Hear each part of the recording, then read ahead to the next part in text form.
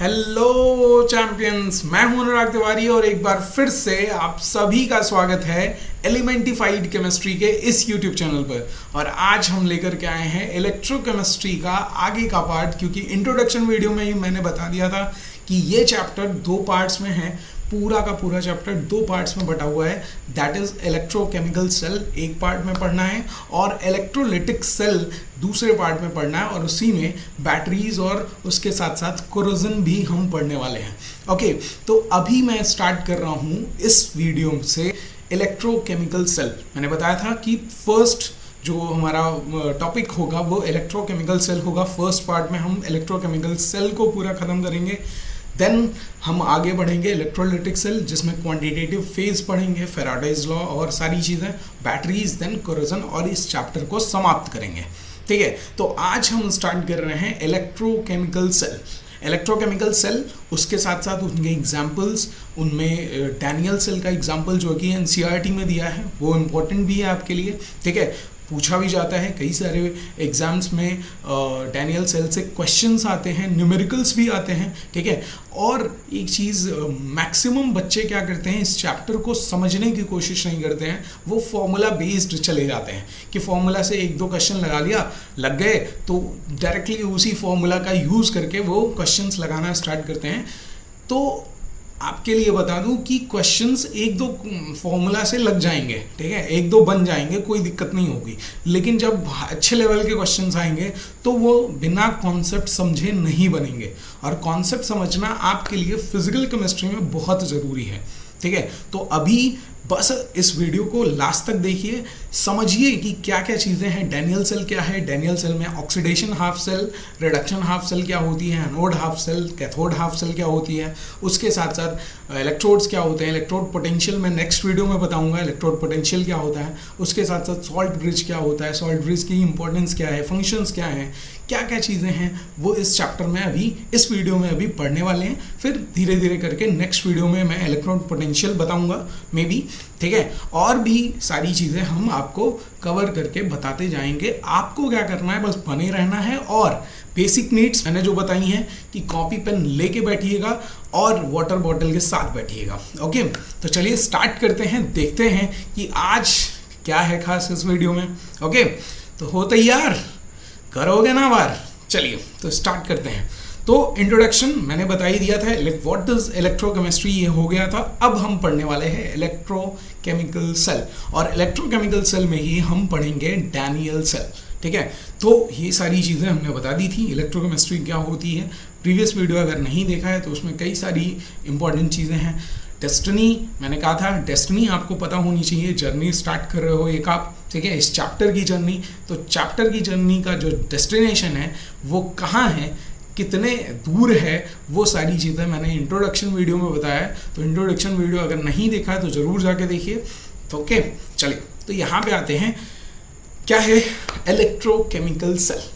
दो चीज़ें मैंने बताई थी इंट्रोडक्शन वीडियो में ही कि इलेक्ट्रोकेमिकल सेल वो सेल होती है जिसमें हम क्या करते हैं, सेल क्या करती है, इलेक्ट्रिकल एनर्जी कन्वर्ट होती है, केमिकल एनर्जी कन्वर्ट होती है इलेक्ट्रिकल एनर्जी में। ठीक है, और सेकंड जो दूसरी इलेक्ट्रोलिटिक सेल है उसमें क्या होता है कि इलेक्ट्रिकल एनर्जी का यूज करके केमिकल रिएक्शंस कराई जाती हैं। ठीक है, कौन सी केमिकल रिएक्शन, जो नॉन स्पॉन्टेनियस हो। नॉन स्पॉन्टेनियस का मतलब जो स्वतः यानी खुद से ना हो।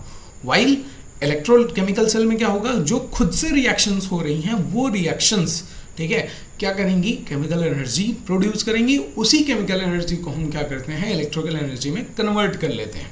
समझ में आ रही बात? किसी भी तरह का एनर्जी हो सकता है, भाई रिएक्शंस होती हैं तो वो हीट एनर्जी भी तो निकालती हैं। ठीक है, तो वो हीट एनर्जी को हम डायरेक्टली क्या कर रहे हैं, इलेक्ट्रिकल एनर्जी में कन्वर्ट कर ले रहे हैं। समझ में आ रही बात? तो ये जो कॉन्सेप्ट है केमिकल एनर्जी से इलेक्ट्रिकल एनर्जी में कन्वर्ट करने का कॉन्सेप्ट, ये आता है इलेक्ट्रोकेमिकल सेल में। ठीक है, तो और उसी इलेक्ट्रोकेमिकल सेल का सबसे बेस्ट एग्जांपल जो एनसीईआरटी ने भी दिया हुआ है वो है डैनियल सेल। ठीक है, तो पहले तो ये जान लीजिए कि इलेक्ट्रोकेमिकल सेल, उसी को एक और नाम देते हैं वोल्टाइक सेल या फिर गैल्वेनिक सेल। ठीक है, इन्हीं का नाम है। और गैल्वेनिक सेल या वोल्टाइक सेल या इलेक्ट्रोकेमिकल सेल का ही एग्जाम्पल है डैनियल सेल, एग्जाम्पल है। ठीक है, याद रखिएगा। और इस एग्जाम्पल जो डैनियल सेल किसको कहते हैं, हमेशा याद रखिएगा, जिसमें जिंक और कॉपर के इलेक्ट्रोड्स यूज किए जाएंगे। ऐसी इलेक्ट्रोकेमिकल सेल जिसमें जिंक और कॉपर के इलेक्ट्रोड्स यूज किए जा रहे हैं, उनको कहा जाता है, उनको स्पेशली कहा जाता है डैनियल सेल, जैसा कि यहाँ पे लिखा भी है। ठीक है, एक बार पढ़ लेते हैं क्या क्या चीजें लिखी हुई हैं भाई। ठीक है, देख लीजिए। तो मैंने क्या बताया कि the cell which is use to convert chemical energy into electrical energy, उनको कहते हैं इलेक्ट्रोकेमिकल सेल। Get it. लेकिन यही अगर उल्टा हो जाता, इलेक्ट्रिकल एनर्जी का यूज करके केमिकल एनर्जी यानी केमिकल रिएक्शंस परफॉर्म कराई जाती, तो वो हो जाता है इलेक्ट्रोलाइटिक सेल, यानी इलेक्ट्रोलिसिस वहां पे आ जाता। ठीक है, ओके। फिर आता है Daniell cell is an example of an electrochemical cell in which Zn, देखिए वही मैंने बोला ना कि जिंक और कॉपर के इलेक्ट्रोड्स अगर यूज किए गए हैं तो वो कहे जाएंगे। ऐसा नहीं है कि केवल जिंक और कॉपर के ही यूज किए जाते हैं, लेकिन अगर जिंक और कॉपर के यूज किए जा रहे हैं तो वो स्पेशली उसका नाम क्या पड़ेगा, डैनियल सेल। वाइल और भी इलेक्ट्रोड्स यूज किए जाते हैं, एल्युमिनियम के, ठीक है, पीटी के, बहुत सारे अलग अलग इलेक्ट्रोड्स, अलग अलग मेटल्स के इलेक्ट्रोड्स यूज किए जाते हैं। ठीक है, for performing the electrochemical cell for. ठीक है, समझ में आ रही बात, क्लियर। तो this is the cell, this cell is known as galvanic cell और वोल्टेइक सेल। और इन्हीं सेल्स को क्या करते हैं, क्या कहते हैं, वोल्टेइक, दूसरा नाम है इनका गैल्वेनिक सेल या फिर वोल्टेइक सेल भी कहा जाता है। समझ में आया, क्लियर हुई। तो अब आते हैं डैनियल सेल एक्चुअल में होता क्या है, ये डैनियल सेल क्या है, किस तरह से ये वर्क करता है, किस तरह से इससे इलेक्ट्रिकल एनर्जी प्रोड्यूस होती है। ठीक है, इन सारी चीज़ों का जवाब देते हैं, मैं आपको जवाब दूंगा और आपको क्या करना है, समझना है। ठीक है, तो आइए समझते हैं व्हाट इज डैनियल सेल। देखिए, डैनियल सेल कुछ इस तरह का पूरा कॉन्सेप्ट, यहाँ पे आपको इमेज दिख रही होगी, ये पूरा डैनियल सेल का सेटअप है। ठीक है, अब डैनियल सेल में क्या क्या चीज़ें हैं तो देखिए ध्यान से। मैंने कहा कि इलेक्ट्रोड किसका होना चाहिए, जिंक और कॉपर का होना चाहिए। हमेशा जिंक का जो इलेक्ट्रोड होता है वो लेफ्ट साइड में होता है। यहाँ पे एक कंटेनर लिया गया है जिसमें हमने क्या किया है, ZnSO4 का सोल्यूशन लिया है। ठीक है, यानी जिसका इलेक्ट्रोड लिया है उसी का सॉल्ट का सोल्यूशन हमने लिया है। ठीक है, और यहाँ पे कॉपर के इलेक्ट्रोड लिया है और कॉपर सल्फेट सोल्यूशन लिया गया है। ठीक है, यानी जिस मेटल का इलेक्ट्रोड है उसी मेटल का सॉल्ट सोल्यूशन यहाँ पे लिया गया। ठीक है, अब ये वर्क कैसे करेगा, इलेक्ट्रिकल एनर्जी कैसे प्रोड्यूस होगी, ये सारी चीज़ें बात करते हैं। ठीक है, अब देखो मैंने एक चीज़ यहाँ पे बोली थी कि ये जो रिएक्शंस होंगी ये स्पॉन्टेनियस होंगी। कैसी होंगी, स्पॉन्टेनियस। ठीक है, तो स्पॉन्टेनियस कैसे होंगी वो ध्यान से देखिए। ठीक है, स्पॉन्टेनियस मतलब जो खुद से हो।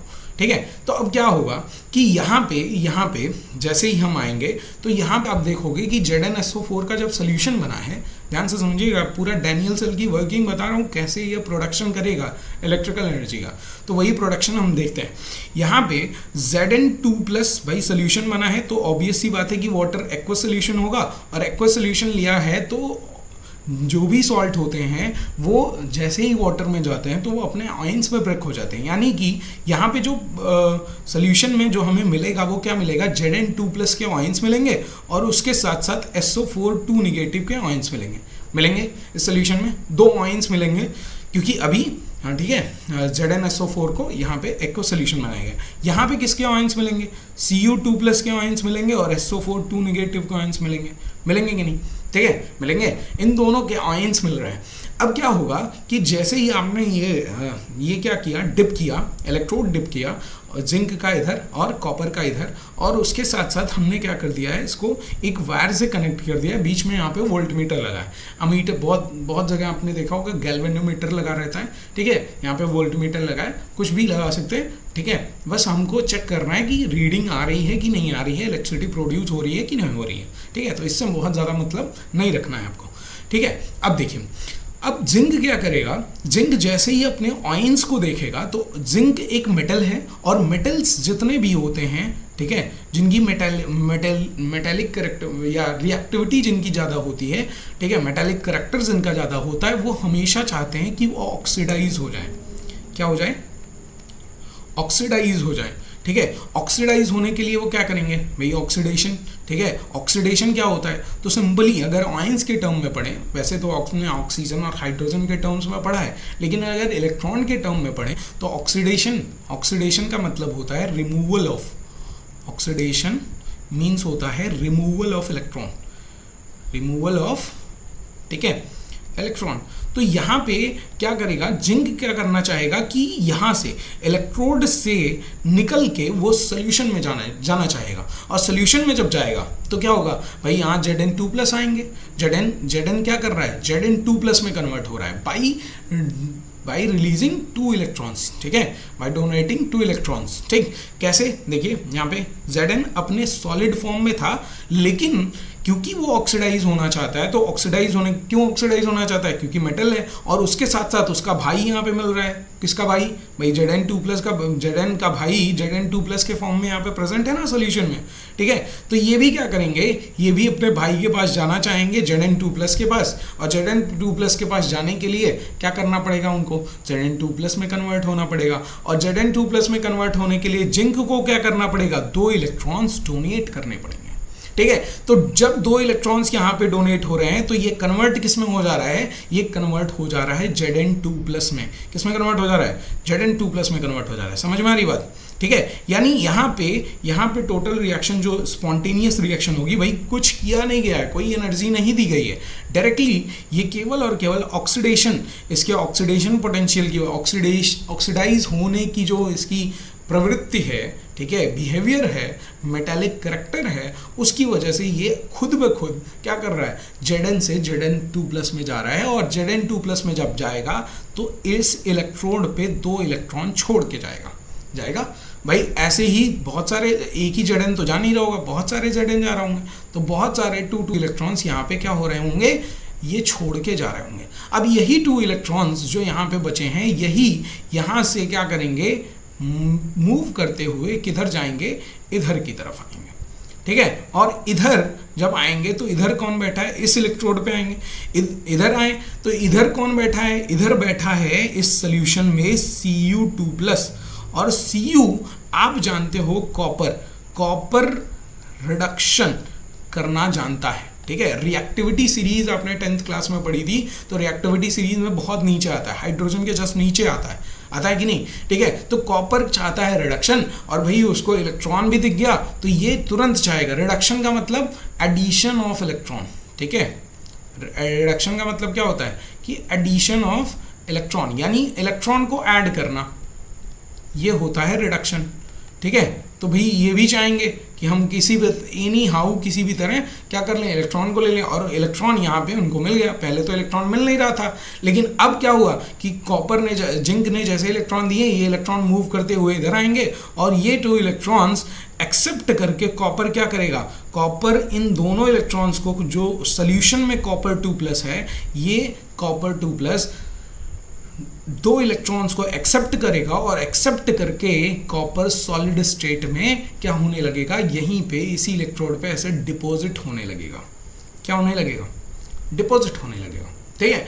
और जब डिपॉजिट होने लगा तो देखो यहाँ एक ऑक्सीडेशन हो रहा है इस साइड, और यहाँ क्या हो रहा है, रिडक्शन हो रहा है, और कंप्लीट रिएक्शन हो रही है, क्योंकि भाई जो 2 इलेक्ट्रॉन निकल रहे हैं वो एब्जॉर्ब भी हो जा रहे हैं कि नहीं, ठीक है। और मूवमेंट भी हो रहा है, मूवमेंट की वजह से इस वायर में क्या आएगी, करंट आएगी, तो ये पूरा जो प्रोसेस बन रहा है, इस पूरे प्रोसेस में हो क्या रहा है कि एक स्पॉन्टेनियस रिएक्शन की वजह से इलेक्ट्रॉन्स का मूवमेंट हो रहा है, ठीक है, फ्लो हो रहा है, और उस फ्लो की वजह से ही इस वायर में क्या आ रही है, करंट आ रही है। समझ में आया, ठीक है। और यहाँ पे इस तरफ रिएक्शन क्या हो रही है भाई, यहाँ पे रिएक्शन क्या हो रही है कि ये ऑक्सीडाइज हो रहा है, और कौन ऑक्सीडाइज हो रहा है, Zn ऑक्सीडाइज हो रहा है बाई रिमूवल ऑफ 2 इलेक्ट्रॉन्स, और कॉपर क्या कर रहे हैं, खुद को रिड्यूस कर रहे हैं बाई एक्सेप्टिंग 2 इलेक्ट्रॉन्स, ठीक है। इस वाले ये जो सेल है, सॉरी ये जो हाफ रिएक्शंस हैं, इस रिएक्शन को, इस पूरे इलेक्ट्रोड को हम कहते हैं ऑक्सीडेशन, ठीक है। पहले तो ये पूरी सेल बन रही है, डैनियल सेल नाम है, ठीक है। तो यहाँ पे लेकिन इसमें क्या हो रहा है कि ये लेफ्ट साइड वाला जो इसको हाफ सेल कहते हैं, ठीक है, जैसे ये पूरा सेल है, ठीक है, तो इसको क्या कहेंगे, इतने पार्ट को क्या कहेंगे, हाफ सेल, और इतने पार्ट को क्या कहेंगे, half cell, second half cell, ठीक है। तो इसको कहा जाता है, इस वाली रिएक्शन, इस वाले पार्ट को कहा जाता है ऑक्सीडेशन, क्योंकि यहाँ ऑक्सीडेशन हो रहा है तो इसको कहा जाता है ऑक्सीडेशन हाफ सेल। उसके साथ साथ जब भी जिस पे ऑक्सीडेशन हो रहा होगा वो ऑक्सीडेशन, याद रखिएगा, जिस पे ऑक्सीडेशन हो रहा होगा वो इलेक्ट्रोड हमेशा क्या होती है, एनोड इलेक्ट्रोड होती है, ठीक है। अगर इससे समझेंगे ऑक्सीडेशन से, ये पॉजिटिव और निगेटिव याद करके चलेंगे। बहुत सारे टीचर्स बताते हैं, एजुकेटर्स बताते हैं कि निगेटिव जो होगा वो एनोड होगा और पॉजिटिव जो होगा वो कैथोड होगा। लेकिन अगर आप ये याद करके चलते हैं तो मैं बता दूं आपको कि जैसे ही आप कहाँ जाएंगे, इलेक्ट्रोलाइटिक सेल में, तो वहाँ क्या होता है, वहाँ पॉजिटिव वाला क्या बन जाता है, एनोड, और निगेटिव वाला बन जाता है कैथोड, ठीक है। तो आपको ये याद रखना है कि जहाँ ऑक्सीडेशन वो एनोड कहलाएगा और जहाँ रिडक्शन वो कैथोड कहलाएगा। अगर ऑक्सीडेशन रिडक्शन से याद रखेंगे तो आप कोई वहाँ पे भी वही सेम चीज़ होगी, ठीक है, पॉजिटिव नेगेटिव से मतलब ही नहीं है।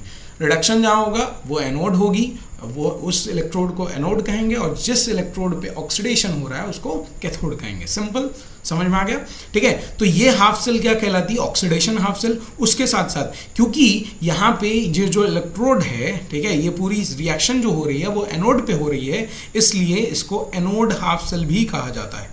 क्या कहा जाता है, एनोड हाफ सेल, ठीक है, हाफ सेल भी कहा जाता है, ठीक है। उसके साथ साथ यहाँ पे इस एनोड पे निगेटिव चार्ज है, इसलिए इसको क्या कहते हैं, निगेटिव चार्ज, क्योंकि भाई पूरे इलेक्ट्रोड पे निगेटिव चार्ज आ रहा है। क्यों आ रहा है, क्योंकि इलेक्ट्रॉन्स, ठीक है, Zn इलेक्ट्रॉन को छोड़ के जा रहा है, इसीलिए इसको एक और नाम देते हैं निगेटिव हाफ सेल, ठीक है। क्या नाम देते हैं, निगेटिव हाफ सेल भी बोला जाता है। उसके साथ साथ अब भाई सेम वाइस वर्सा यहाँ पे भी आ जाएगा। क्या होगा, ऑक्सीडेशन हो रहा था तो ऑक्सीडेशन हाफ सेल, तो यहाँ पे क्या कहलाएगा, ये कहलाएगा reduction half cell, reduction half cell. और उसके साथ साथ यहाँ पे ये कैथोड है तो ये कैथोड हाफ सेल हो जाएगा। क्या नाम है इसका, कैथोड हाफ सेल, ठीक है भाई, ये याद रखिएगा। या इसलिए मैं बता रहा हूँ क्योंकि कभी कभी क्वेश्चंस में ये सिंगल नेम नहीं देता, रिडक्शन हाफ सेल नहीं दे के वो निगेटिव हाफ सेल या, ठीक है, पॉजिटिव हाफ सेल बोल देगा। तो ये यहाँ पे पॉजिटिव है इलेक्ट्रोड, तो इसलिए इसका नाम क्या हो जाएगा, पॉजिटिव, ठीक है, हाफ सेल। समझ में आ रही बात। बहुत सारे एजुकेटर्स ये भी करते हैं, ये भी बताया जाता है, बहुत जगह बताया जाता है कि ये लेफ्ट है इसलिए लेफ्ट हाफ सेल हो जाएगा, ये राइट है तो ये राइट हाफ सेल हो जाएगा। वो भी आप लिख सकते हैं, लेकिन बहुत ज़्यादा रिक्वायरमेंट नहीं है।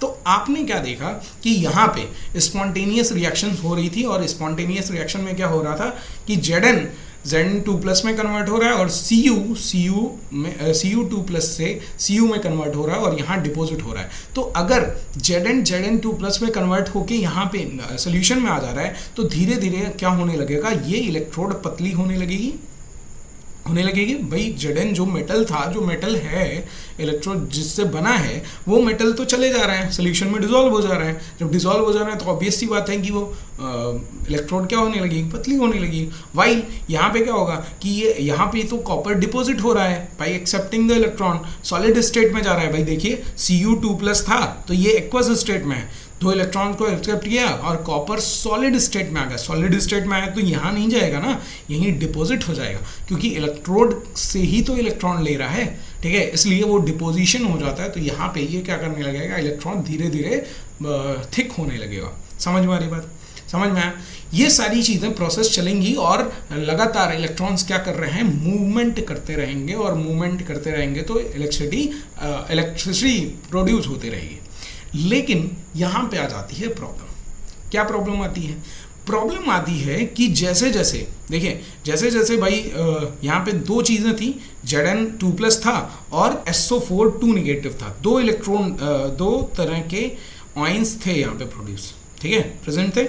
अब ये दोनों तरह के आयंस बराबर रहे होंगे, बराबर ही तो रहेंगे भाई। आपने क्या किया, अगर सॉल्ट लिया है और सॉल्ट को डिसॉल्व किया है वाटर में, ठीक है, तो उनके आयंस जो होंगे वो तो इक्वल पार्ट्स में डिवाइड होंगे ना, ठीक है। लेकिन क्या हुआ कि जैसे ही हमने ये पूरा सेटअप बनाया तो अब Zn2+ की मात्रा, Zn2+ की कंसंट्रेशन इस पूरे सोल्यूशन यानी ऑक्सीडेशन हाफ सेल में बढ़ने लगी, ठीक है। अब जब बढ़ने लगेगी तो पूरा ये SO4 कम हो जाएगा, SO4 नेगेटिव की कंसंट्रेशन कम हो जाएगी, Zn2+ की कंसंट्रेशन बढ़ते जा रही है, तो ये पूरा जो लिक्विड है ये पॉजिटिव आयन से भर जाएगा कि नहीं भाई। इधर भी Zn2+, ठीक है, ये डोमिनेट कर जाएंगे, इधर भी Zn2+, इधर भी हर जगह Zn2+, तो डोमिनेट कर जाएंगे तो क्या होगा कि यहाँ पे जो इलेक्ट्रॉन है इस Zn पे क्या है 2+ चार्ज, पॉजिटिव चार्ज, और यहाँ पे क्या है इलेक्ट्रॉन्स पे नेगेटिव चार्ज, यानी इलेक्ट्रोड पे है नेगेटिव चार्ज। तो इलेक्ट्रोड पे अगर नेगेटिव चार्ज है और यहाँ पे पॉजिटिव चार्ज है तो इनके बीच क्या जनरेट होने लगेगा, एक पोटेंशियल जनरेट होने लगेगा, और जब इनके बीच पोटेंशियल जनरेट होने लगेगा तो ये इलेक्ट्रॉन्स को यहाँ से जाने देंगे, नहीं जाने देंगे भाई। इस पे पॉजिटिव चार्ज है, इस पे नेगेटिव चार्ज है और अपोजिट अट्रैक्ट्स, ठीक है। तो इलेक्ट्रॉन्स यहाँ से अभी तक क्या कर रहे थे, निकल के चले जा रहे थे, लेकिन अब क्या हुआ जैसे जैसे कंसंट्रेशन बहुत ज़्यादा होती जा रही है, ठीक है, अब इलेक्ट्रॉन्स का यहाँ से निकल पाना मुश्किल है, और इलेक्ट्रॉन्स अगर नहीं निकल पाएंगे तो क्या होगा, तो रिएक्शन भाई जो काम कर रहे हैं हम इलेक्ट्रिसिटी तो प्रोड्यूस करा रहे थे, अब वो electricity produce electric current flow नहीं होगा। समझ में आ रही बात, क्योंकि इलेक्ट्रॉन्स इधर नहीं जाएंगे, और इधर नहीं जाएंगे तो यहाँ पे कॉपर डिपॉजिट नहीं होगा, रिडक्शन नहीं होगा कॉपर का रिडक्शन नहीं होगा, तो पूरी रिएक्शन धीरे धीरे क्या हो जाएगी, रुक जाएगी। और यहाँ पे भी इस हाफ सेल में देखिए, इस हाफ सेल में क्या हो जाएगा, कॉपर जब डिपॉजिट हो जा रहा था तो यहाँ पे दो आयंस थे ना, कॉपर और सल्फेट, ठीक है, दोनों थे। अब कॉपर डिपॉजिट हो जा रहा है तो कॉपर की कंसंट्रेशन क्या हो रही है, कम, ठीक है। सल्फेट की कंसंट्रेशन धीरे धीरे क्या होती जा रही है, बढ़ती जा रही है, तो सल्फेट पे क्या है भाई, निगेटिव चार्ज है, और इलेक्ट्रॉन्स अगर इधर से आ रहे हैं तो इलेक्ट्रॉन्स पे भी निगेटिव चार्ज, और इस पूरे सोल्यूशन में जो आयन प्रेजेंट है वो उस पे भी क्या है, निगेटिव चार्ज। तो ये निगेटिव क्या करने लगेंगे, एक दूसरे को हिंडर करने लगेंगे, ठीक है भाई। कॉपर की कंसंट्रेशन तो कम हो गई ना, बचा कौन है, बचा है सल्फेट आयन। अब सल्फेट आयन पे भी निगेटिव चार्ज, इलेक्ट्रॉन्स पे भी निगेटिव चार्ज, तो ये क्या करने लगेंगे, हिंडर करने लगेंगे इस रिएक्शन को, और जब हिंडर करने लगेंगे तो रिएक्शन क्या हो जाएगी, रुक जाएगी, तो यहाँ पे जो हम इलेक्ट्रिसिटी प्रोड्यूस कर रहे थे ये इलेक्ट्रिसिटी का प्रोडक्शन भी रुक जाएगा, यानी केमिकल रिएक्शन से अब इलेक्ट्रिसिटी प्रोड्यूस होना बंद हो जाएगी। समझ में आया, ठीक है। लेकिन इसका सॉल्यूशन है, और वो सॉल्यूशन है ये जो लिखा है, ये सॉल्ट ब्रिज। समझ में आया, प्रॉब्लम क्या है, समझ में आया भाई। स्पॉन्टेनियस रिएक्शन हो रही थी, सब कुछ परफॉर्म हो रहा था, लेकिन एक टाइम तो ऐसा आएगा ना जब Zn2+ की कंसंट्रेशन इस सोल्यूशन में बहुत ज़्यादा हो जाएगी और इधर सल्फेट की कंसंट्रेशन बहुत ज़्यादा हो जाएगी, क्योंकि कॉपर डिपॉजिट होते गया है। तो जब ऐसी कंडीशन आएगी तो वहाँ पे इलेक्ट्रॉन का फ्लो रुकना स्टार्ट हो जाएगा, और जब इलेक्ट्रॉन का फ्लो रुक जाएगा तो वो कंडीशन हमारे लिए थोड़ी है, हम तो इलेक्ट्रोकेमिकल सेल लेके आए हैं, ठीक है। समझ में आ रही बात, हम तो चाह रहे हैं कि इलेक्ट्रिसिटी प्रोड्यूस हो, लेकिन अगर इलेक्ट्रॉन का फ्लो रुकेगा तो इलेक्ट्रिसिटी प्रोड्यूस होना बंद हो जाएगी। तो इसका सल्यूशन क्या है, उसका सल्यूशन है सॉल्ट ब्रिज। ये लाया क्या, ये क्या होता है, तो सॉल्ट ब्रिज एक यू ट्यूब ग्लास शेप का होता है, जिसमें हम क्या करते हैं, कुछ इलेक्ट्रोलाइट्स यूज करते हैं, डालते हैं, जो कि इनर्ट इलेक्ट्रोलाइट्स होते हैं, ठीक है। अब ये इनर्ट इलेक्ट्रोलाइट्स क्या करेंगे, जैसे यहाँ पे देखिए KCl दिया है, ठीक है। अब ये इनर्ट इलेक्ट्रोलाइट है फॉर डैनियल सेल, ठीक है। सबके लिए इनर्ट नहीं होगा, ठीक है। कुछ केसेस में जैसे डैनियल सेल के लिए KCl इनर्ट इलेक्ट्रोलाइट की तरह बिहेव करेगा, सबके लिए नहीं करेगा, ठीक है। इनर्ट का मतलब सिंपल सा है कि जो सेल रिएक्शन में, भाई यहाँ सेल रिएक्शन जो है, जो सेल रिएक्शन हो रही है उसमें इन्वॉल्व ना हो। भाई इनके पास भी आयंस हैं, क्योंकि K और Cl हैं, इलेक्ट्रोलाइट है, इनका सोल्यूशन बना के हम यहाँ रखेंगे, तो ये क्या करेंगे, K+ और Cl निगेटिव में कन्वर्ट होंगे। अब ये K+ और Cl निगेटिव अगर जाके इस सोल्यूशन में, ठीक है, क्या करने लगे, अब इन्वॉल्व होने लगे, तो फिर तो हमारा पूरा सेटअप ही खराब हो जाएगा कि नहीं। इसलिए हम क्या करते हैं, इनर्ट लेते हैं, ऐसे इनर्ट इलेक्ट्रोलाइट्स लेते हैं, ऐसे इलेक्ट्रोलाइट जो सॉल्यूशन में जाएं लेकिन उनको हार्म ना करें, उनके रिएक्शन में इन्वॉल्व ना हो। क्यों यूज़ किया जाता है इनको यूज़ किया जाता है कि ये जो इलेक्ट्रोलाइट्स हैं ये एक दोनों तरफ ऑक्सीडेशन हाफ सेल और रिडक्शन हाफ सेल दोनों तरफ बैलेंस बना सकें। कौन सा बैलेंस? जो बैलेंस अभी बिगड़ गया है। जैसे मैंने यहाँ अगर KCl ले लिया और यहाँ पे हम क्या करते हैं, कुछ इलेक्ट्रोलाइट सोल्यूशन ऐड कर दिए, KCl ऐड कर दिया। अब KCl ऐड करने के बाद क्या होगा ये कि इधर पॉजिटिव आयंस ज़्यादा हैं, तो Cl निगेटिव आयन है, यानी निगेटिव आयन है, वो इधर की तरफ क्या करने लगेगा, मूव करने का लगेगा to neutralize the positive ions. ठीक है, पॉजिटिव आयंस को न्यूट्रलाइज करने के लिए Cl क्या करेगा, Cl निगेटिव इधर आ जाएगा। ठीक है, वाइल यहाँ पे क्या होगा कि K+ सारे इधर चले जाएंगे to neutralize the SO4 2 negative. ठीक है, अब क्या हो रहा है कि SO4 की कंसंट्रेशन बढ़ गई थी, जिसकी वजह से इलेक्ट्रॉन्स यहाँ नहीं आ पा रहे थे। ठीक है, यहाँ क्या हो रहा था कि Zn2+ की कंसंट्रेशन बढ़ गई थी, जिसकी वजह से वो इलेक्ट्रॉन को जाने नहीं दे रहा था। तो अब हमने क्या भेज दिया, यहाँ एक सॉल्ट ब्रिज बना के यहाँ पे भेज दिया एक इलेक्ट्रोलाइट ऐड कर दिया, और उस इलेक्ट्रोलाइट से कुछ इनर्ट चीज़ें आई जो रिएक्शन तो नहीं करेंगी लेकिन न्यूट्रलाइजेशन कर देंगी। यानी कि जो कंसंट्रेशन Zn2+ का बना था, पूरा सोल्यूशन पॉजिटिव हो गया था, वो इस Cl निगेटिव आके उनको क्या करने लगेगा, बैलेंस करने लगेगा। और बैलेंस जब करेगा तो क्या होने लगेगा कि इलेक्ट्रॉन्स फिर से, क्योंकि अब पॉजिटिव आयंस जो हैं वो बैलेंस हो गए तो फिर से इलेक्ट्रॉन्स क्या करने लगेंगे, फिर से Zn जो है वो Zn2+ में कन्वर्ट होने लगेगा, और इलेक्ट्रॉन्स आराम से मूव करते हुए इधर जाएंगे। और यहाँ पे क्या आ गया है, SO4 2 निगेटिव को न्यूट्रलाइज करने के लिए K+ आ गया है, जो इनको क्या कर लेगा, न्यूट्रलाइज करेगा। तो इलेक्ट्रॉन्स आराम से आके Cu2+ इनको क्या कर सकता है, एक्सेप्ट कर सकता है, और एक्सेप्ट करके डिपॉजिट होता रहेगा किसके फॉर्म में, Cu के फॉर्म में। ठीक है, तो यानी कि ये जो सॉल्ट ब्रिज है ये केवल और केवल क्या करने, किस पर्पज के लिए यूज किया जा रहा है, to neutralize the both half cells. ठीक है, बोथ हाफ सेल्स में जो कंडीशन बन रही हैं उन कंडीशंस को न्यूट्रलाइज करने के लिए हम क्या करते हैं, कुछ आयंस को भेजते हैं जो जाके उनको न्यूट्रलाइज कर दें, लेकिन उनके साथ रिएक्शन ना करें किसी भी तरीके का।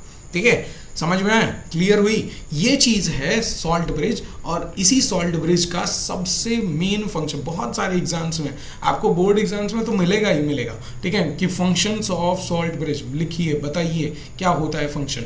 समझ में आया, क्लियर हुई? तो ये पूरा फंक्शन ये करना स्टार्ट कर देंगे, और जब ये न्यूट्रलाइज कर देंगे तो फिर से इलेक्ट्रॉन्स का फ्लो होने लगेगा, और हमारा, ठीक है, हमारा जो सिस्टम है, ये जो सिस्टम हमने बनाया था, ये फिर से वर्क करने लगेगा, इलेक्ट्रिसिटी प्रोड्यूस होने लगेगी। ठीक है, समझ में आया, क्लियर हुई? कब तक होती रहेगी, जब तक पूरे जिंक के पार्टिकल्स, जितने जिंक के एटम्स हैं वो सारे किस में नहीं कन्वर्ट हो जाते, Zn2+ में कन्वर्ट नहीं हो जाते, तब तक सॉल्ट ब्रिज उनको क्या करते रहेगा, प्रोवाइड करते रहेगा, आयंस प्रोवाइड करते रहेगा। समझ में आया? This is all about the working of Daniell cell. इस तरह से डैनियल सेल वर्क करता है। ठीक है, क्लियर हुआ? ये और रिएक्शंस भी आती हैं, रिएक्शन पूछी जाती हैं कि ऑक्सीडेशन हाफ सेल पे रिएक्शन क्या होगी। तो ऑक्सीडेशन हाफ सेल पे रिएक्शन आप क्या लिखेंगे कि Zn जो है वो Zn2+ में कन्वर्ट होता है। ठीक है, बाई डोनेटिंग 2 इलेक्ट्रॉन्स। ठीक है, और इसमें Zn जो है वो है सॉलिड स्टेट में, और Zn2+ में जब वो आएगा तो यहाँ AQ लगा देते हैं, यानी एक्वस स्टेट में। ठीक है, किस स्टेट में आ गया, एक्वस, यानी सोल्यूशन स्टेट में आ गया है। समझ में? ऐसे ही पॉजिटिव हाफ सेल का जो रिएक्शन होगा वो ये हो जाएगा। ठीक है, ये दोनों रिएक्शंस आपके लिए इंपॉर्टेंट हैं। हमेशा किसी भी कोई भी अगर सेल दी जाएगी तो इस चैप्टर में आपको पॉजिटिव हाफ और निगेटिव हाफ सेल रिएक्शन पूछी जाएगी। ठीक है, क्लियर हुआ? तो आगे बढ़ते हैं, नेक्स्ट हम देखते हैं सॉल्ट ब्रिज। अब ये सॉल्ट ब्रिज होता क्या है, तो ये देखिए, यही सॉल्ट ब्रिज जो अभी हमने बताया कि जो न्यूट्रलाइज करता है। ठीक है, किसको न्यूट्रलाइज कर रहा है, पूरे हमारे डैनियल सेल में जो हाफ सेल्स, अलग अलग सेल्स थी, ठीक है, हाफ सेल्स थी, उनको न्यूट्रलाइज कर रहा था जिससे कि क्या कर सके, इलेक्ट्रॉन्स का फ्लो हो सके, to maintain the electrical neutrality. ठीक है। अब वो इलेक्ट्रिकल न्यूट्रलिटी कैसे मेंटेन होगी वो सारी चीज़ें हमने पीछे बताई हैं, आप एक बार उसको फिर से पॉज करके या रिवाइंड करके फिर से देख लीजिए, ठीक है। क्या होता है वही चीज़ें, सॉल्ट ब्रिज क्या होता है, an inverted you tube glass shape का होता है विच कंटेन्स इलेक्ट्रोलाइट्स, क्या कंटेन करेगा, इलेक्ट्रोलाइट्स, और उसके साथ साथ paste of polysaccharide that is अगर अगर पाउडर, ठीक है। अब पॉलीसेक्राइड्स क्या होते हैं, तो पॉलीसेक्राइड्स के बारे में मैं अभी आप समझिए कि एक तरह का ये क्या है, पेस्ट बनाया जाएगा, जैसे आटा होता है ना वैसे उसी तरह होता है अगर अगर पाउडर, ठीक है। थोड़ा सा डेंस करने के लिए ये यूज़ किया जाता है इलेक्ट्रोलाइट्स को, ठीक है। तो ये पॉलीसेक्राइड्स क्या होते हैं, ये मैं आपको बायोमोलिक्यूल्स चैप्टर में बताऊंगा व्हाट इज पॉलीसेक्राइड्स, ठीक है। तब तक के लिए वेट कर लीजिए, अभी के लिए बस ऐसे ही समझिए, क्योंकि वहाँ पे जाएंगे तब आपको अच्छे से समझा सकते हैं, अभी आप नहीं समझोगे, ठीक है। इनर्ट सॉल्ट और इनर्ट इलेक्ट्रोलाइट ये क्या होती है, ठीक है। इनर्ट सॉल्ट आपको यूज़ करना है, जैसे यहाँ पे KNO3 यूज़ किया गया है, KCl मैंने अभी प्रीवियस में बताया कि KCl आप यूज़ कर सकते हैं। तो ये इनर्ट क्यों होने चाहिए, इनर्ट इसीलिए, इनर्ट का मतलब सिंपली यही है कि वो सेल रिएक्शन में पार्टिसिपेट ना करें। अगर वो थोड़े से भी रिएक्टिव होंगे तो पूरी सेल रिएक्शन को खराब कर देंगे, जिससे कि जो हम काम करना चाह रहे थे, इलेक्ट्रोकेमिकल सेल से इलेक्ट्रिसिटी प्रोड्यूस करना चाह रहे थे, वो काम नहीं होगा, सेल रिएक्शन दूसरे डायरेक्शन में, सेल पूरे दूसरे डायरेक्शन में चली जाएगी। इसीलिए इनर्ट इलेक्ट्रोलाइट या इनर्ट सॉल्ट का यूज़ किया जाता है किसमें, सॉल्ट ब्रिज में, समझ में आया, क्लियर हुई। लेकिन ये यार मैंने एक चीज़ वहाँ पे पॉइंट आउट करके बताई है कि KCl जरूरी नहीं है कि हर सेल के लिए वो इनर्ट ही हो, ठीक है। KCl डैनियल सेल के लिए इनर्ट होता है, KCl है, KNO3 है, ये सब, ठीक है, ये सब क्या होंगे, इनर्ट होंगे किसके लिए, डैनियल सेल के लिए। लेकिन सबके लिए इनर्ट हो ये ज़रूरी नहीं है, अलग अलग सेल्स के लिए अलग अलग इनर्ट इलेक्ट्रोलाइट्स होते हैं, समझ में आया, क्लियर हुई, ओके। तो आगे बढ़ें, ठीक है। तो ये चीज़ होनी चाहिए सॉल्ट ब्रिज अगर यूज़ कर रहे हैं तो उसमें इनर्ट इलेक्ट्रोलाइट का ही यूज़ किया जाता है, ठीक है। उसके बाद conditions for salt bridge, conditions क्या क्या होनी चाहिए सॉल्ट ब्रिज के लिए, तो कंडीशंस भाई देख लीजिए। The ionic mobility of ions must be equal, ये जो आयनिक मोबिलिटी है, मोबिलिटी का मतलब मूवमेंट, ठीक है, ये बराबर होना चाहिए। बराबर क्यों, क्योंकि अगर भाई इलेक्ट्रॉन्स जितने यहाँ पे अभी जो बताया है कि जितने यहाँ से इलेक्ट्रॉन्स निकलेंगे उतने ही इलेक्ट्रॉन्स यहाँ पे जितने इलेक्ट्रॉन्स का ऑक्सीडेशन हो रहा है, ठीक है, ऑक्सीडेशन के बाद निकल रहे हैं, उतने ही इलेक्ट्रॉन्स इधर जा रहे हैं, ठीक है, और उतने ही इलेक्ट्रॉन्स को कॉपर क्या कर रहा है, एक्सेप्ट करके डिपॉजिट हो रहा है। तो ये तो मेंटेन है ना, इक्वल है, जितने इलेक्ट्रॉन्स निकल रहे हैं उतने ही इलेक्ट्रॉन्स यहाँ पे आ रहे हैं, ठीक है। तो इसी वजह से इलेक्ट्रिकल न्यूट्रलिटी मेंटेन रखने के लिए जो मोबिलिटी है यानी मूवमेंट है आयंस का, वो दोनों तरफ अगर बराबर रहेगा, ठीक है, तो दोनों तरफ न्यूट्रलाइज बराबर किया जा सकेगा, ठीक है। दोनों हाफ सेल्स को क्या किया जा सकता है, न्यूट्रलाइज बराबरी से किया जा सकता है, और ये इंपॉर्टेंट है क्योंकि जितना ये बराबरी से न्यूट्रलाइज रहेंगे उतना तेज अच्छे से फ्लो होगा इलेक्ट्रॉन्स का। इसीलिए कहा है the ionic mobility of ions must be equal, ठीक है। ऐसा नहीं होना चाहिए कि इधर पॉजिटिव आयंस बहुत ज़्यादा आ जा रहे हैं, इधर नेगेटिव आयंस बहुत कम आ रहे हैं, तो वो फिर इलेक्ट्रिकल न्यूट्रलिटी मेंटेन कहाँ होगी, नहीं होगी ना, समझ में आया। Ions do not take part in main chemical reaction, ions जो भी हैं वो इनर्ट होने चाहिए, वो केमिकल रिएक्शन में पार्टिसिपेट नहीं करने चाहिए, समझ में आया, क्लियर हुई। फिर उसके बाद आगे बढ़ते हैं, नेक्स्ट देखते हैं फंक्शंस ऑफ सॉल्ट ब्रिज। ये तो भाई पूछा ही जाता है, ठीक है, ये आपको हर बहुत बोर्ड एग्जाम्स में ये 1-2 नंबर का क्वेश्चन तो आना ही आना है कि किस तरह से आप सॉल्ट ब्रिज का क्या क्या होते हैं फंक्शन सॉल्ट ब्रिज के।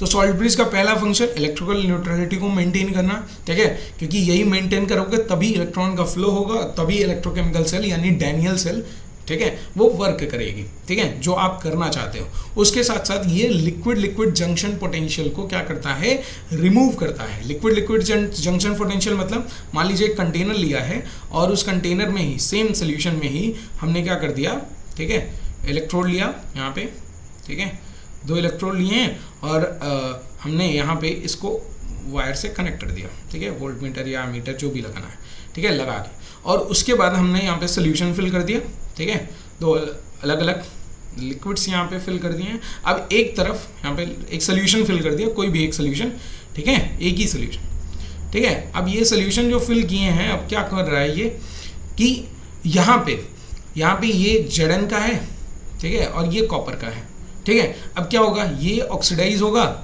ये रिड्यूस होंगे, ठीक है। और रिड्यूस जब ऑक्सीडाइज रिड्यूस जब होंगे तो इधर जो आयंस हैं वो क्योंकि भाई कॉपर डिपॉजिट हो जा रहा है तो यहाँ पे आयंस की कंसंट्रेशन इस साइड किसकी ज़्यादा हो जाएगी, किसकी, निगेटिव वाले की, निगेटिव आयन की कंसंट्रेशन इधर बढ़ जाएगी और इधर पॉजिटिव आयंस की कंसंट्रेशन बढ़ जाएगी, क्योंकि Zn2+ में कन्वर्ट हो रहा है और Zn2+ में कन्वर्ट हो रहा है, तो इस साइड पॉजिटिव आयंस की कंसंट्रेशन बढ़ जाएगी। और इस पॉजिटिव आयंस की कंसंट्रेशन इधर बढ़ने से और उधर निगेटिव आयंस की कंसंट्रेशन बढ़ने से इसी लिक्विड में, सेम लिक्विड में क्या हो जाता है, एक लिक्विड पोटेंशियल जनरेट हो जाता है, ठीक है। इधर पॉजिटिव आयंस, इधर निगेटिव आयंस, इस तरह का कुछ जंक्शन बन जाता है। और इस जंक्शन बनने की वजह से क्या होगा, पॉजिटिव से निगेटिव डायरेक्शन होती है ना, इस जंक्शन को बनने की वजह से क्या होगा कि इलेक्ट्रिकल न्यूट्रलिटी मेंटेन नहीं होगी, फिर से इलेक्ट्रॉन का फ्लो रुक जाएगा, ठीक है। और इसी इलेक्ट्रॉन को फ्लो को फिर से क्या करने के लिए, फिर से चलाने के लिए हम क्या करते हैं, यहाँ पे सॉल्ट ब्रिज का यूज कर लेते हैं, ठीक है। तो ये सॉल्ट ब्रिज, यही जो सॉल्ट ब्रिज है, ये एक तो इलेक्ट्रिकल न्यूट्रलिटी तो मेंटेन करता ही है, उसके साथ साथ रिड्यूस या मिनिमाइज कर देगा लिक्विड जंक्शन पोटेंशियल। इस केस में अगर सेम कंटेनर में आपने दोनों रॉड्स लगाए हैं, ठीक है, हमने यहाँ पे जो पीछे जो देखा है ये वाला, इसमें क्या किया है, हमने अलग अलग रॉड्स यूज किए हैं, ठीक है, अलग अलग कंटेनर्स यूज किए हैं, ठीक है। और इसमें क्या कर रहे हैं, हम एक ही कंटेनर में दोनों रॉड्स लगाए हुए हैं, तब ये लिक्विड पोटेंशियल का केस आता है। समझ में क्लियर हुई, ठीक है। और ये और क्या फंक्शन बता सकते हो, ये भी फंक्शन बता सकते हो कि ये कंप्लीट कर रहा है किसको, पूरा क्लोज सर्किट बना रहा है, जिसकी वजह से इलेक्ट्रॉन्स का फ्लो हो रहा है, तो क्या हो रहा है कि ये इलेक्ट्रिसिटी प्रोड्यूस हो रही है, समझ में आया, ठीक है, जो कि मेन काम है इलेक्ट्रोकेमिकल सेल का, ठीक। फिर आते हैं नेक्स्ट लास्ट टॉपिक हमारा, सेल रिप्रेजेंटेशन। देखो, जो सेल्स हमने अभी बनाई हैं, अभी 2 सेल्स यहाँ पे अभी पढ़े ना, ऑक्सीडेशन हाफ सेल और रिडक्शन हाफ सेल। तो ये जो रिएक्शंस यहाँ पे हो रही हैं, रिएक्शन क्या थी ऑक्सीडेशन हाफ सेल पे रिएक्शन हो रही थी कि Zn कन्वर्ट हो रहा था Zn2+ में और 2 इलेक्ट्रॉन्स का रिमूवल कर रहा था, ठीक है। इन्हीं 2 इलेक्ट्रॉन्स को कॉपर 2+ क्या कर रहा था, 2 इलेक्ट्रॉन्स को एक्सेप्ट करके कॉपर में कन्वर्ट हो रहा था सॉलिड स्टेट में, ठीक है। और ये यहाँ पे सॉलिड स्टेट में होता है, यहाँ एक्वस सॉल्यूशन में आ जाता है, ठीक है। हमेशा याद रखिएगा कि ऑक्सीडेशन हाफ सेल की जो रिएक्शन है वो लेफ्ट में लिखा है और जो रिडक्शन हाफ सेल की रिएक्शन है वो राइट में लिखा है, ठीक है। और रिएक्शन लिख दिया, तो ये हाफ रिएक्शन को रिप्रेजेंट करने का तरीका होता है कि जो पहले वो था वो, ठीक है, और जो बाद में था वो, बाद में जो बना वो, बीच में एक क्या कर देते हैं, लाइन खींच देते हैं और बोलते हैं कि Zn कन्वर्ट हुआ किसमें, Zn2+ में, ठीक है। समझ में आया। उसी तरह इसको भी, कॉपर को क्या बोलेंगे, पहले क्या था, बिफोर पहले लिखेंगे, आफ्टर बाद में लिखेंगे और बीच में एक लाइन खींच देंगे, ठीक है। और इसका स्टेट भी आप बता सकते हो कि सॉलिड स्टेट, समझ में आ रही बात, इसका स्टेट भी आप यहाँ डिफाइन कर सकते हो, समझ में आ रहा है, ठीक है। तो स्टेट क्या होगा भाई, यहाँ पे सॉलिड स्टेट में है, समझ में आया, ठीक है। तो ये सेल को, हाफ सेल को रिप्रेजेंट करने तक का तरीका क्या है, बिफोर वाला पहले लिखिए, आफ्टर वाला बाद में लिखिए, बीच में एक लाइन खींच दीजिए, बिफोर आफ्टर बीच में एक लाइन, ठीक है। और इन दोनों को एक साथ लेफ्ट साइड एक साथ लिख दीजिए अगर, ठीक है, Zn से Zn2+ में कन्वर्ट हुआ और कॉपर 2+ से, कॉपर आयन से ये किस में कन्वर्ट हुआ, कॉपर में।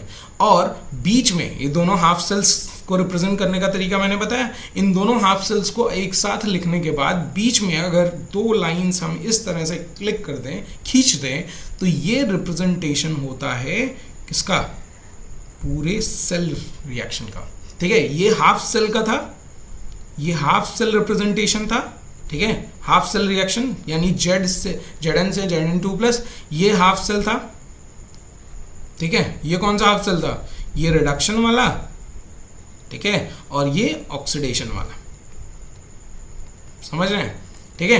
तो ये ऑक्सीडेशन, ये रिडक्शन, और दोनों को अगर एक साथ लिख के बीच में ये दो लाइंस कैसी हैं, ये दो लाइंस रिप्रेजेंट करती हैं सॉल्ट ब्रिज को। किसको रिप्रेजेंट करती हैं, सॉल्ट ब्रिज को। तो ऑक्सीडेशन हाफ सेल, ठीक है, रिडक्शन हाफ सेल, और बीच में दो lines, that is salt bridge. और ये पूरा ये जो लिखा गया है इसी को कहते हैं सेल रिप्रेजेंटेशन। क्या कहते हैं, सेल रिप्रेजेंटेशन। समझ में, समझ में, क्लियर हुई। मान लीजिए आपके पास यहाँ पे, जैसे यहाँ पे अभी प्रीवियस वाली देखी है, यहाँ पे एक आपके पास सेल है, यहाँ पे मैं बता देता हूँ। मान लीजिए दो सेल हैं, ठीक है, दो ऐसे कंटेनर्स लिए, इसमें एक इलेक्ट्रोड लिया आपने, ठीक है, और यहाँ पे एक इलेक्ट्रोड लिया, ठीक है, और यहाँ पे क्या हो रहा है, इस वाले में क्या हो रहा है, दोनों को वायर से कनेक्ट कर दिया, ठीक है, सोल्यूशन आपने फिल किया है, ठीक है। अब इस वाले में क्या हो रहा है कि M से M+ में कन्वर्ट हो रहा है ये, ठीक है, और यहाँ पे N से कोई मेटल है, N+ से N में कन्वर्ट हो रहा है, ठीक है। पहले वाले में यानी ऑक्सीडेशन में ऑक्सीडेशन हो रहा है। ऑक्सीडेशन कैसे पता चलेगा भाई, बिफोर मैंने कहा तो बिफोर वो मेटल होगा, और आफ्टर क्या हो जाएगा, वो आयन में कन्वर्ट हो जाएगा। तो जब भी आफ्टर वाला हमेशा राइट में लिखते हैं, ठीक है। तो ये, और यहाँ पे क्या हो रहा है, बिफोर ये आयन में थे, अब आफ्टर क्या हो गया, बाद में क्या हो गया, ये किस में कन्वर्ट हो गया, मेटल में कन्वर्ट हो गया। तो जब भी इस तरह का केस बनता है तो उसमें क्या करते हैं, हमेशा ऑक्सीडेशन वाला, ऑक्सीडेशन हाफ सेल वाला लेफ्ट में लिखेंगे, रिडक्शन हाफ सेल वाला राइट में लिखेंगे, और बीच में सॉल्ट ब्रिज बता देनी है। और यही होती है सेल रिप्रेजेंटेशन। किसी भी सेल का आपको मिलता है तो वही करिए, ऑक्सीडेशन हाफ सेल को लेफ्ट में, रिडक्शन हाफ सेल का representation, half cell representation right में, और बीच में सॉल्ट ब्रिज बना दीजिए। और यही होता है जनरल, ये जनरल वे है। और ये जो बताया है यहाँ पे, ये क्या है, डैनियल सेल का सेल रिप्रेजेंटेशन है, ठीक है। समझ में आया, क्लियर हुई, सेल रिप्रेजेंटेशन समझ में आ गया। ऑक्सीडेशन हाफ सेल किसको कहते हैं, रिडक्शन हाफ सेल किसको कहते हैं, समझ में आ गया। ऑक्सीडेशन किसको कहेंगे, जहां ऑक्सीडेशन हो रहा होगा, यानी मेटल से मेटल आयन में कन्वर्ट हो रहा होगा, ठीक है। और रिडक्शन हाफ सेल किसको कहेंगे, जहां पे आयन से मेटल में कन्वर्ट हो रहा होगा, डिपोजिशन हो रहा होगा, ठीक है। ये अलग अलग सेल्स में अलग अलग सेल्स में आपको अलग अलग चीज़ें मिलेंगी। जैसे एल्युमिनियम और किसी और का, एल्युमिनियम हो गया और उसके साथ हमने कोई और मेटल ले लिया, ठीक है, लीस्ट रिएक्टिव मेटल, उसके एल्युमिनियम के साथ कॉपर का ही कर लीजिए, ठीक है। अब वो अलग सेल हो गई। तो Fe का ले लीजिए, Fe के साथ और कोई, मान लीजिए Pt का ले लिया, ठीक है। Fe एक इलेक्ट्रोड लिया है, Pt एक इलेक्ट्रोड लिया है। अब दोनों में दोनों का क्या करा रहे हैं, दोनों को मिला के एक सेल बना दिया, ठीक है। तो उसकी रिप्रेजेंटेशन कैसे हो जाएगी, उसकी रिप्रेजेंटेशन होती है Fe से वो Fe3+ में बदल रहा है, और Pt से जिसमें भी वो कन्वर्ट हो रहा होगा वो, ठीक है। डायरेक्टली हम क्या करते हैं, बीच में सॉल्ट ब्रिज रख देंगे, वो हमारा काम क्या कर देता है, पूरा सेल रिप्रेजेंटेशन का बना देता है। समझ में आया, क्लियर हुई। तो इस तरह से सेल रिप्रेजेंटेशन आप कर सकते हैं। और भी सेल रिप्रेजेंटेशन आगे मैं बताऊंगा, ठीक है। अभी यहीं पे एंड नहीं हुआ है चैप्टर का, तो ये अभी फर्स्ट पार्ट है, ठीक है। फिर आगे और चीज़ें पढ़ेंगे, लेकिन अभी तक के लिए इतना ही। आगे क्या पढ़ना है, आगे क्या चीज़ें हैं, तो आगे हमारे पास है इलेक्ट्रोड पोटेंशियल, EMF कैसे निकालते हैं। जैसे आप फिजिक्स में पढ़ते हो कि पोटेंशियल निकाला जाता है, ठीक है, वैसे ही यहाँ पे भी पोटेंशियल निकालना है, क्योंकि इलेक्ट्रिसिटी भाई आ ही रही है। तो पोटेंशियल, इलेक्ट्रोड का पोटेंशियल निकालना है, और उसी इलेक्ट्रोड के पोटेंशियल निकालने में ही हमें हेल्प करता है, हमारा EMF निकालने में ही हेल्प करता है नर्स्ट इक्वेशन, क्योंकि मैंने बोला था इंट्रोडक्शन वीडियो में कि इंपॉर्टेंट है, ठीक है। तो वो सारी चीज़ें हम आगे के लेक्चर्स में 1 बाय 1 करते पढ़ते चले जाएंगे। बस आपसे ये रिक्वेस्ट है कि जो भी चीज़ें अभी यहाँ पे पढ़ाई गई हैं रिवाइज करते रहिएगा, एक बार रिवाइज ज़रूर कर लीजिएगा। वीडियो देखने के बाद भी नोट्स बनाते रहिएगा। रिटन नोट्स मैं प्रोवाइड ज़रूर करूँगा, ठीक है, टेलीग्राम पे। बस थोड़ा सा टाइम लगेगा, क्योंकि मैं चैप्टर चाह रहा हूँ एंड हो जाए, देन आपको नोट्स अच्छे से हम प्रोवाइड करेंगे, जिससे आप अच्छे से रिविज़न कर सको। बाकी PPT के नोट्स तो आपको मिलने ही मिलने हैं टेलीग्राम पे। टेलीग्राम ग्रुप ज्वाइन कर लीजिए, ठीक है। Okay, thank you so much. फिर मिलते हैं नेक्स्ट वीडियो में।